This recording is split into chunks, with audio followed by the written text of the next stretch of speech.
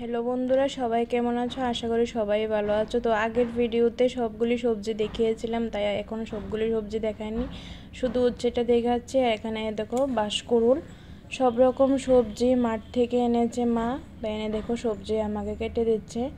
তো আজকে রান্নাটা আমাকে অনেকে হেল্প করবে। তো এখানে দেখো মা সবজি কেটে দিচ্ছে, তারপর দিদি ভাইও একটু হেল্প করে দেবে, কারণ আজকে আমার শরীরটা একটু খারাপ, তার জন্য আমি নিজে একা করতে পারছি না।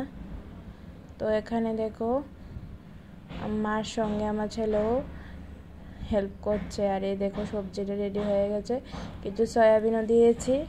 আর এই দেখো এখানে শিমের বিচি ভাজছি। তো দিদিভাই আমাকে বিচিগুলি একটু ছাড়িয়ে দিচ্ছে। তো আমরা শিলনোড়াই বিচিয়ে দেখো খোসা ছাড়াই, তারপরে তেলের মধ্যে দিয়ে দিলাম তেজপাতা, শুকনো লঙ্কা। তো তেজপাতা শুকনো লঙ্কাটা ভাজা হয়ে গেলে এবার দিয়ে দেবো হচ্ছে পাঁচফোড়ন। এই দেখো পাঁচফোড়ন দিয়ে দিচ্ছি। তো পাঁচফোড়নটা একটু পরিমাণে বেশি দেবো, যাতে তরকারির মধ্যে গন্ধ থাকে, ভালো গন্ধ।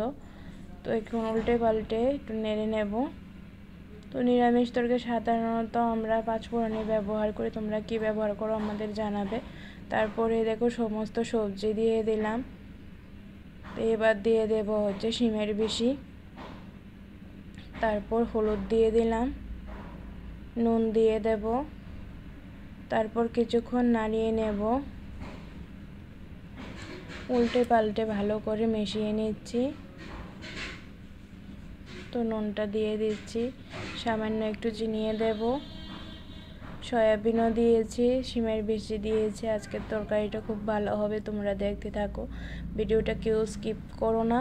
দেখো কাঁচা লঙ্কা দিয়ে দিলাম, এখন হাফ সেদ্ধ হয়ে গেছে সবজি। এই অবস্থায় দিয়ে দেবো দেখো জিরে ধনার আদা বাটা।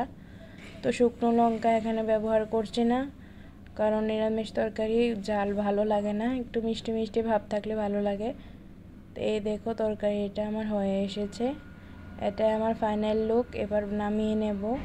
ধনেপাতা নিয়ে তা না হলে দিতাম। তো তোমাদের কেমন লাগলো আমাকে জানাবে।